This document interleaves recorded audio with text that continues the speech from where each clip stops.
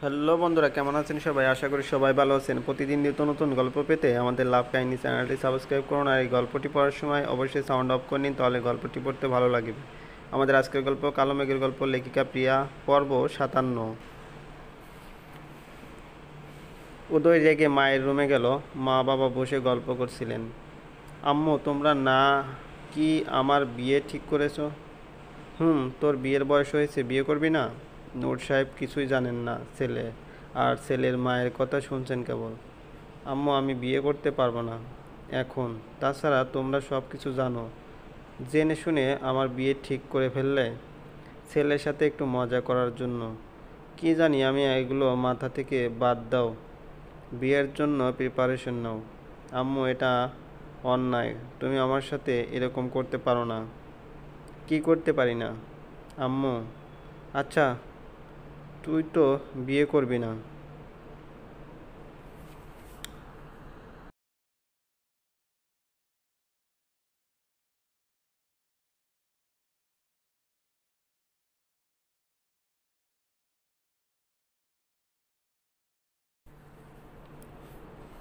না, ঠিক আছে, তাহলে নুরিকে বলে মেঘের জন্য পাত্র দেখতে।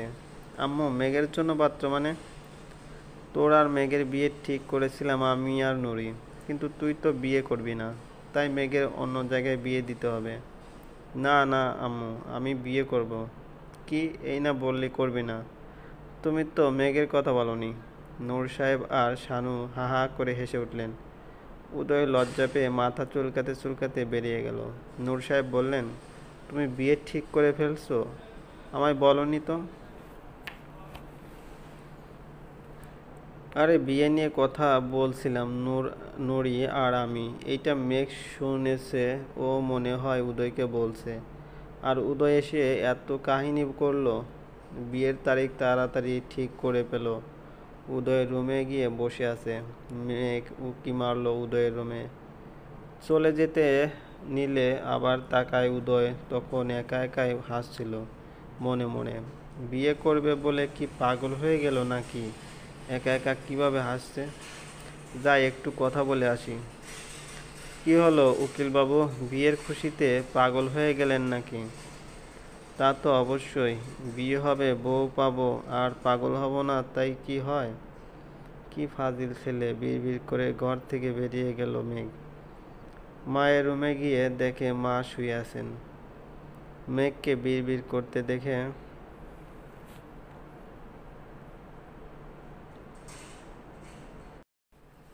কিরে মেঘ, তোর কি হলো? আমার আবার কি হবে? মা, উকিল সাহেব বিয়ে করবেন বলে পাগল হয়ে গেছেন। উদয় পাগল হয়ে গেছে কি বলছিস? একা একা কথা বলছে, একা একা হাসছে, পাগল নয় তো কি? তা তুইও পাগল হয়ে যা। কেন? তোরও তো বিয়ে। কি বলছো মা, আমি এখন বিয়ে করব না। মেঘ মায়ের গলা জড়িয়ে, মা, আমি তোমার স্বপ্ন পূরণ করতে চাই। আমি দেশের নামকরা ডাক্তার হতে চাই। তুই চাইলে বিয়ের পর ডাক্তারি পড়তে পারবি।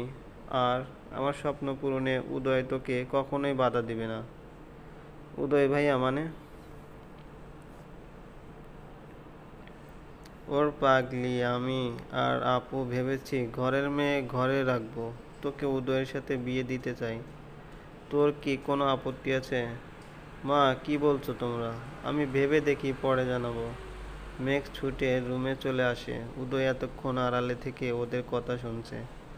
ছাদে দাঁড়িয়ে সিগারেট টানছে উদয়। যখন খুব বেশি টেনশনে থাকে তখন একটা সিগারেট খায়। উদয় ভাবছে মেঘ উদয়ের ব্যাপারে চিন্তা করে বলবে, তাহলে কি মেঘের মনে উদয়ের জন্য কোনো টান নেই? উদয় কি মেঘের মনে একটুও জায়গা করে নিতে পারেনি? বড্ড ব্যর্থ মনে হচ্ছে উদয়ের নিজেকে।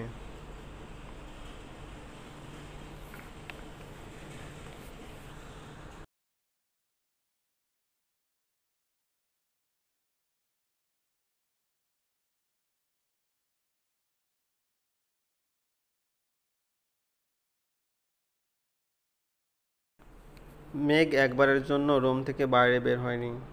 উদয় ওর অপছন্দ না, কিংবা উদয়কেও ভালোবাসে না সেরকম কিছু না। মেঘের মনে হচ্ছে ও উদয়ের যোগ্য না।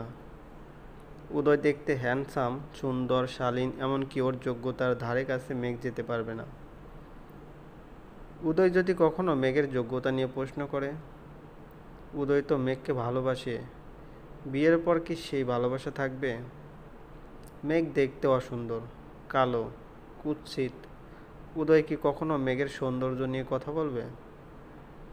সামান্য জায়ান যে কি মেঘকে বলে মেঘ ওর চাকরানি হওয়ার যোগ্য না, সেখানে উদয় শহরের বড় উকিলবাবু। মেঘ কি আদৌ ওর যোগ্য? মেঘ নিজের সাথে যুদ্ধ করে সমাধান খুঁজে পেল।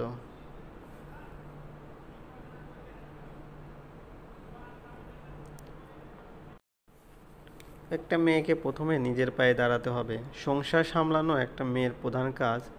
একটা মেয়ে নিজেকে প্রমাণ করাটাই পণ করতে হবে। হোক না ভালোবাসার মানুষ, শত ভালোবাসার ঘরও তো ভেঙে যায়।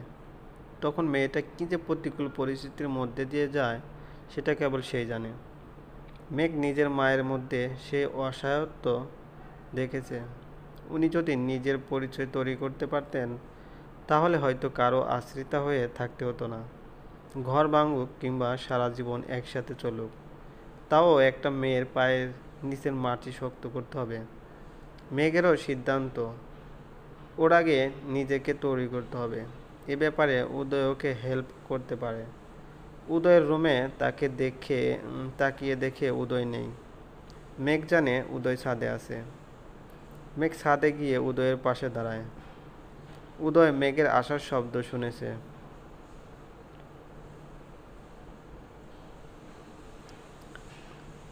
মেঘের নিঃশ্বাসের শব্দ উদয়ের চেনা। কিছু বলবি মেঘ? তুমি কি করে বুঝ তুমি কি করে বুঝলে আমি এসেছি? তোর পায়ের শব্দ থেকে নিঃশ্বাসের শব্দ সবই আমার খুব আপন। উদয় ভাইয়া, আমি আসলে কিছু বলতে এসেছি। তুই বিয়েতে রাজি না, তাই তো? হ্যাঁ, তবে সেটা বাদ দে মেঘ, আমি সবাইকে না করে দেব।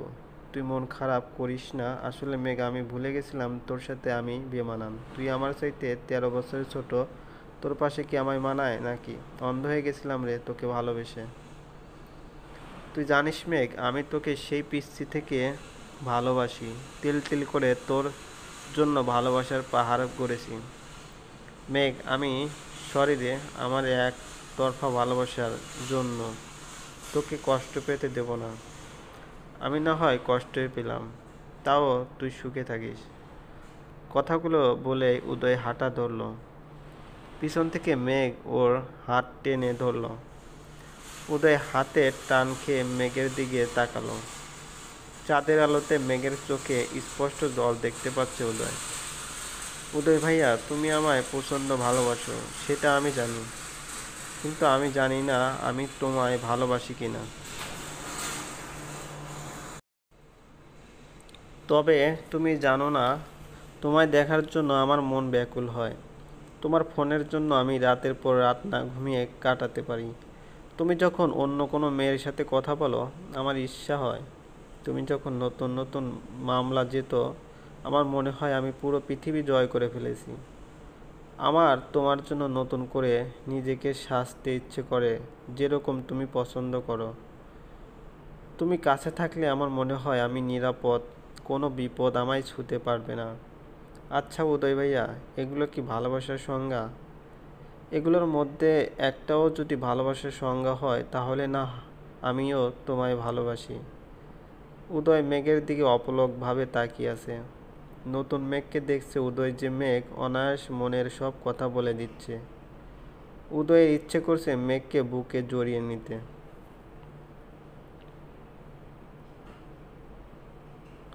উদয় ভাইয়া, আমি তোমার বউ হতে চাই, তবে আমি আগে নিজের একটা পরিচয় তৈরি করতে চাই। ব্যারিস্টার উদয়ের পাশে দাঁড়ানোর মতো যোগ্য হতে চাই। তুমি চাও সবাই আমার পরিচয়ে আমাকে জানুক। তুই কি চাস মেঘ বল? তুমি আমায় আরও 5টা বছর সময় দিবা। আমি ডাক্তার হয়ে তোমার পাশে তোমার যোগ্য সহধর্মিণী হয়ে থাকবো সারা জীবন। তখন কি আর তোর পাশে এই বুইড়া উকিলবাবু মানাবে মেঘ? বুইড়া হও আর যাই হও, তুমি সারা জীবন আমার উকিল বাবু হয়েই থাকবে। তোমার যদি দাঁত পড়ে যায়, চুল পেকে যায়, তাও আমি তোমার যোগ্য হতে পারবো কি না জানি না। তবে তুমি আমার জন্য এখন যেই রকম আছো তখনও সেই রকম থাকবে। কিন্তু তখন তুমি কি এখনকার মতোই আমায় আগলে রাখবে?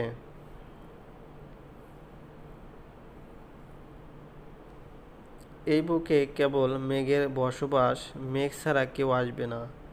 যতক্ষণ জীবিত থাকবো ততক্ষণ মেঘ আমার এই বুকে সবচেয়ে নিরাপদে থাকবে। আজ থেকে তোর স্বপ্ন পূরণের জন্য আমি সব সময় তোর পাশে আছি। মেঘ উদয়ের বুকে আলতো করে মাথা রাখলে উদয় পরম যত্নে মেঘের চুলে হাত বুলিয়ে দিচ্ছে। চলবে। সবার উদ্দেশ্যে কিছু বলতে চাই। গল্পটা শুরু করার সময় আমি বলেছিলাম অনেক লম্বা গল্প হবে, ধৈর্য ধরে পড়তে হবে। এবার আপনারা বলুন, গল্পটা পড়ে কি বোরিং হচ্ছেন? যদি বোরিং হন তাহলে আমি 4 থেকে 5 পর্বে শেষ করে দেবো। হয়তো যেরকম ভেবেছি সেরকমও সমাপ্তি হবে না। আপনাদের ভালোবাসা ছাড়া গল্প লম্বা করে কি করব? প্লিজ সবাই নিজেদের মতামত দিবেন। আমার উপর ছেড়ে দিলে সবার মন মতোই সমাপ্তি হবে, কথা দিলাম। সবার জন্য ভালোবাসা, পাশে থাকবেন। ধন্যবাদ। আর এই চ্যানেলটি সাবস্ক্রাইব না করে থাকলে প্লিজ সাবস্ক্রাইব করুন। ধন্যবাদ। ভালো থাকবেন।